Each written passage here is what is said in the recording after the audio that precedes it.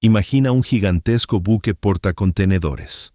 Es más largo que 4 campos de fútbol. Pesa 200.000 toneladas. Es una ciudad flotante que se mueve por su propia inercia con una fuerza aterradora. Y entonces, el capitán da la orden de detenerse.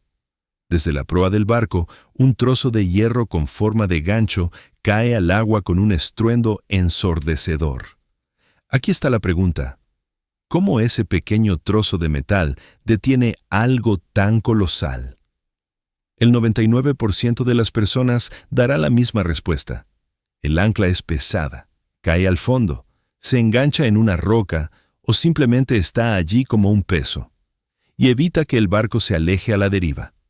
Eso suena lógico, suena convincente, y es completamente, fundamentalmente erróneo, porque lo que ves por encima del agua es apenas la punta visible de un sistema completamente diferente.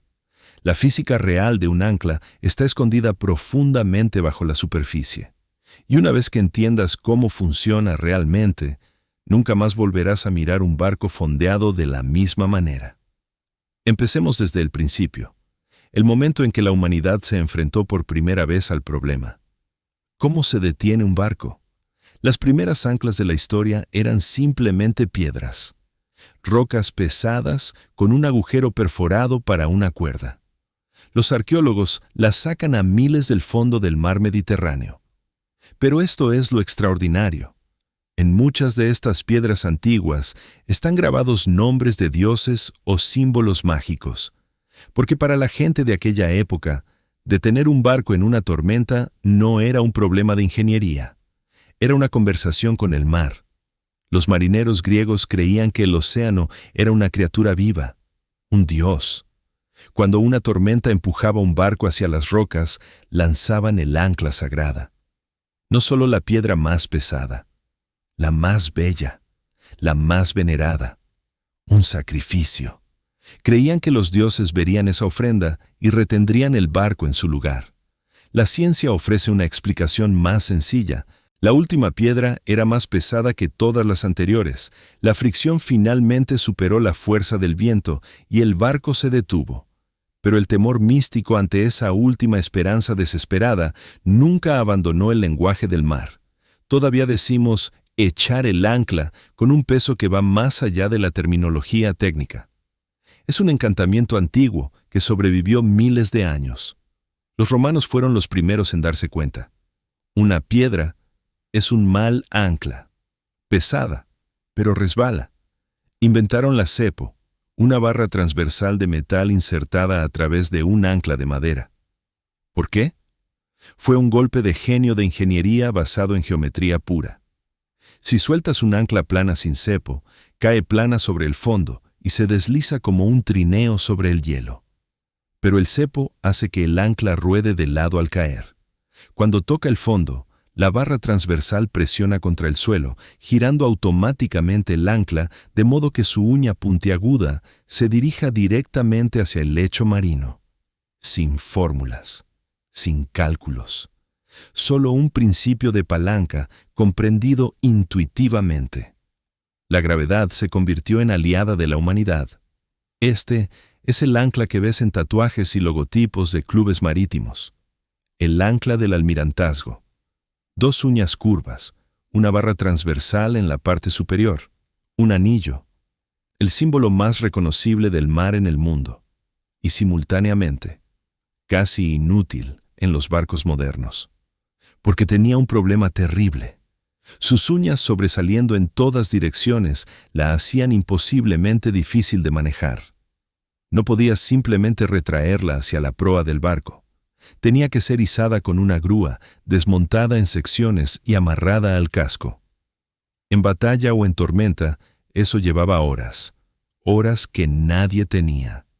Cuando las máquinas de vapor llegaron en el siglo XIX y la velocidad lo cambió todo, un ingeniero llamado Hawkins diseñó un ancla sin cepo, con uñas pivotantes en forma de pinzas de cangrejo.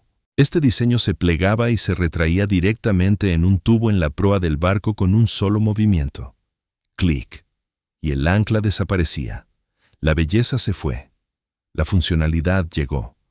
Pero lo que poca gente sabe es que esta transición salvó miles de vidas no en el mar, sino en la guerra. Porque un ancla no es solo un dispositivo de detención. La historia registra momentos en que un ancla se convirtió en un arma. Tomemos la batalla de Trafalgar en 1805. El almirante Nelson se enfrentaba a una tarea que parecía imposible. La flota combinada francesa y española estaba desplegada en una larga línea. Las tácticas tradicionales exigían formación paralela y artillería de costado a costado. Nelson hizo algo completamente diferente. Su buque insignia Victory avanzó a toda velocidad perpendicularmente a la línea enemiga. Era una maniobra suicida. Durante la aproximación, el barco expone su proa a docenas de cañones enemigos sin ninguna capacidad de responder al fuego. Debería haber sido destruido. Pero inmediatamente después de romper la línea, el Victory echó ancla, con fuerza, a toda velocidad. La cadena se tensó bruscamente y el barco giró sobre ella como un péndulo, presentando su costado a quemarropa a dos barcos enemigos a la vez. Todos los cañones de un costado dispararon simultáneamente. La andanada alcanzó varios barcos franceses antes de que siquiera hubieran procesado lo que había ocurrido. Luego, se elevó el ancla, y el Victory se alejó navegando. El ancla se había convertido en un punto de pivote, un mecanismo de apuntado, un arma de precisión. Pero esta maniobra exigía nervios de acero y un cálculo perfecto. Calcula mal la velocidad de suelta de la cadena y el ancla desgarra el escobén, perfora el casco desde adentro. El barco se hunde a sí mismo con su propio ancla. Los almirantes japoneses en la batalla de Tsushima en 1905 usaron cadenas de ancla de una manera aún más calculada. Habían preposicionado cadenas bajo el agua a lo largo del camino de la flota rusa, redes de acero invisibles a una profundidad determinada. A medida que los escuadrones rusos avanzaban, las cadenas se enrollaban alrededor de sus hélices. Los motores se bloqueaban. Los barcos perdían potencia y se convertían en blancos estacionarios. El ancla, símbolo de seguridad y salvación, se había convertido en una trampa. Pero volvamos a la pregunta central, a lo que la mayoría de las personas sencillamente no sabe. ¿Cómo retiene realmente un ancla a un barco? Aquí está el primer malentendido que hay que destruir. Un ancla no retiene un barco por su peso. En absoluto, hagamos los cálculos. El ancla de un superpetrolero pesa 30 toneladas. El propio petrolero pesa 500.000 toneladas. La proporción es de 1 a 15.000. Es como intentar detener a un elefante que corre atándole un hámster a la pata. El peso del ancla es insignificante comparado con la presión del viento y la corriente contra el enorme casco de un buque. Si el ancla retuviera solo por peso, la primera tormenta seria liberaría a cualquier barco. El segundo malentendido, que un ancla se agarra a algo en el fondo. Una roca, una grieta, una saliente. Pero la realidad es que el fondo del océano, en la mayoría de los lugares, es un desierto plano de arena o fango blando. No hay nada de qué agarrarse. Si sueltas un gancho sobre arena plana y tiras horizontalmente, simplemente abre un surco. Sin resistencia. El barco deriva. Entonces, ¿qué retiene realmente al barco? La cadena retiene al barco. No el ancla, la cadena. Cuando un buque fondea, no se limita a soltar un trozo de hierro hacia abajo. Fila, cadena. Mucha cadena. Según la náutica, la longitud de cadena desplegada debe ser de 5 a 7 veces la profundidad del agua. Si la profundidad es de 50 metros, 300 metros de pesada cadena de acero pasan por la borda. Cada eslabón pesa cientos de kilogramos. El resultado no es solo un ancla en el fondo. Hay cientos de metros de metal sólido reposando en el lecho marino. Es el peso de esa cadena reposando en el fondo lo que crea la enorme fuerza de retención. Ese es el ancla real. Y aquí está el secreto esencial. La cadena actúa como un resorte, como un amortiguador. Cuando una ola empuja el barco hacia atrás, el buque no jala directamente el ancla. Primero debe levantar la enorme masa de cadena del fondo. Toda la energía del impacto va hacia ese levantamiento. La ola pasa, y la cadena vuelve a posarse en el fondo, jalando el barco de regreso a su posición original. Esto no es resistencia rígida, es flexibilidad. El sistema de fondeo absorbe los golpes no por rigidez, sino por peso y catenaria. Mira cualquier pintura de un barco fondeado. ¿Cómo está dibujada la cadena? Tensa, extendida en línea recta en ángulo desde la proa hasta el ancla. Hermosa, limpia, tensionada. Eso es una imagen de desastre. Si ves eso en la vida real, el barco ya está agarrando. La imagen correcta es diferente. La cadena sale de la proa casi verticalmente y luego curva hacia abajo en un arco a lo largo del fondo. Ese arco, esa curva catenaria, es el corazón de todo el sistema. Actúa como el resorte. Absorbe los golpes. Evita que el ancla sea arrancada hacia arriba. Porque en el momento en que la cadena se estira completamente, todo ha terminado. La dirección de tracción se inclina hacia arriba. El ancla salta del lecho marino como un corcho de una botella. Los marineros llaman a esto el ancla a pique. El barco derivará hacia aguas abiertas. Y ahora, lo que ocurre cuando el sistema se desmorona por completo. Los marineros lo llaman ancla desbocada. Suena casi poético. En realidad, es uno de los accidentes más letales en el mar. Imagina una tormenta feroz. Una ola de la altura de un edificio de 5 pisos lanza la proa del barco hacia el cielo. La cadena se sacude violentamente. Si el freno del cabrestante falla, la cadena comienza a salir volando de la caja de cadenas por su cuenta, bajo su propio peso, acelerando. La cadena alcanza la velocidad de un tren de carga. Los eslabones trituran el metal tan intensamente que se ponen al rojo vivo. Todo lo que encuentran en su camino, barandillas, maquinaria, seres humanos, es aniquilado. Una serpiente de acero ardiente que pesa cientos de toneladas desgarra la cubierta, matando todo lo que está vivo en un radio de metros. En 1987, en el arrastrero soviético Murmansk, el freno falló durante una tormenta. La cadena barrió la cubierta en cuestión de segundos.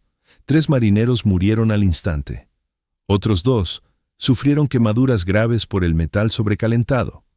Desde entonces, guillotinas de emergencia, cuchillas de acero capaces de cortar la cadena de un solo golpe, han sido instaladas en todos los grandes buques. Pero incluso ellas no siempre se activan a tiempo. La herramienta de salvación se había convertido en una asesina. Esa es el ancla desbocada. Pero un ancla puede ser diseñada para matar desde el principio. A veces ese es precisamente su propósito. Durante la Primera Guerra Mundial, los ingenieros militares británicos inventaron la mina anclada. El concepto era diabólicamente simple. Una mina naval ordinaria flota en la superficie o cerca de ella. Puede ser vista, puede ser evitada. Pero, ¿qué pasa si pones una mina en un ancla? Queda suspendida en la columna de agua a una profundidad predeterminada. Invisible desde arriba, invisible desde abajo. Un barco pasa sobre ella. El casco golpea la mina. Explosión. Al final de la guerra, los estrechos de Europa estaban sembrados con miles de estas trampas. Los marineros llamaban a estos lugares jardines de la muerte. Y aquí está la parte más escalofriante. Muchas de estas minas siguen ahí abajo, oxidándose, pero todavía capaces de detonar. Los pescadores a veces las enganchan con sus redes de arrastre. Hay que llamar a la guardia costera. Se acordonan kilómetros de litoral. El ancla tiene a la muerte sujeta por una correa. Literalmente. Ahora volvamos 100 años atrás, al momento más oscuro de la Segunda Guerra Mundial. Mayo de 1940. Dunkerque. El cuerpo expedicionario británico, más de 300.000 soldados, está acorralado contra el mar. Las divisiones blindadas alemanas están a solo unos kilómetros. La Luftwaffe bombardea sin piedad desde el aire. Detrás de ellos, las frías aguas del Canal de la Mancha. Por delante, nada más que océano. Los grandes buques de guerra no pueden acercarse. La costa aquí tiene amplios bancos de arena poco profundos. Los destructores encallarían a 1 kilómetro de la orilla. Los embarcaderos han sido bombardeados hasta quedar en ruinas. El ejército parecía condenado. El almirantazgo británico lanzó un llamamiento a la nación. Si tienes un barco, ven. Y vinieron. Yates privados, arrastreros de pesca, cruceros de placer, gabarras del Támesis, cientos de pequeñas embarcaciones tripuladas por civiles, banqueros, pescadores, jubilados. Y el ancla se convirtió en su principal herramienta de salvación. Piensa en cómo funcionaba esto en la práctica. Un barco pequeño se aproxima a la línea de rompiente. Soldados agotados están de pie con el agua hasta el pecho en aguas heladas. No puedes simplemente detenerte y derivar. La corriente del canal es poderosa y la marejada empuja constantemente hacia la orilla. Si el barco es empujado sobre la arena, se convierte en un ataúd para todos a bordo. Los capitanes de estas pequeñas embarcaciones viraban la popa hacia la orilla y echaban el ancla de proa. Luego, filaban la cadena, retrocediendo cuidadosamente, directamente hacia las manos extendidas de los hombres en el agua. El ancla mantenía la proa contra las olas. Sin ella, los barcos habrían girado de costado y volcado. Embarcar a los hombres. Alar en el cabrestante de vuelta a aguas más profundas. Levar el ancla. Transferir a los hombres a un barco más grande. Regresar a la playa. Y de nuevo, durante días, sin dormir, bajo el fuego. 338,000 soldados fueron salvados. El ejército volvió a casa. 4 años después, regresó por Normandía. Las anclas de esos barcos de pesca mantuvieron a ese ejército en la línea de costa, y a través de él, quizás todo el desenlace de la guerra.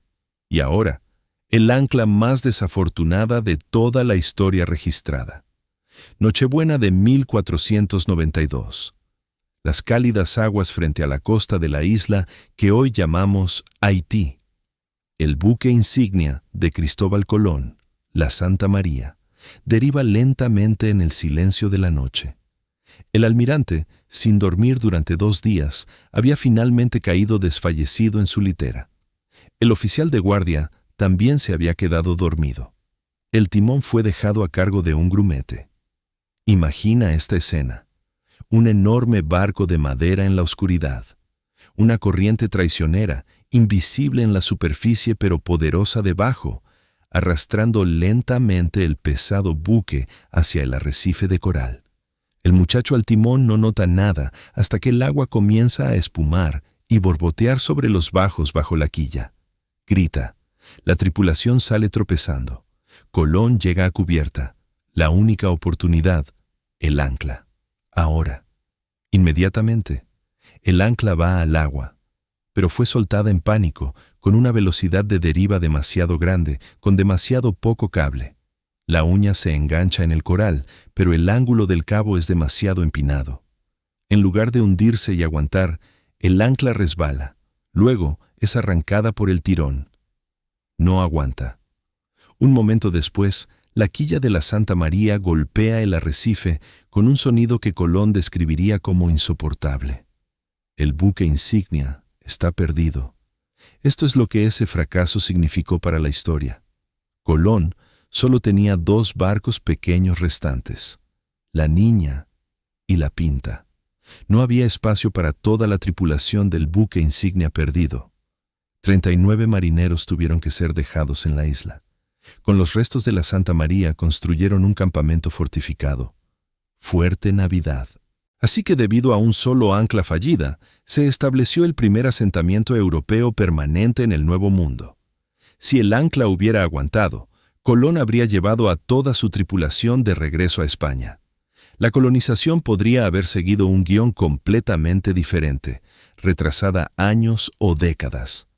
Pero el ancla falló, y los europeos se vieron obligados a echar raíces en tierra extraña allí mismo, en aquel momento. La historia de las Américas comenzó con una parada de emergencia que no funcionó. Hoy, los barcos más avanzados no llevan anclas tradicionales en absoluto. Su sustituto se llama Sistema de Posicionamiento Dinámico, DPE. Imagina esto. Una plataforma de perforación está en medio del océano sobre un pozo. El agua debajo tiene varios kilómetros de profundidad.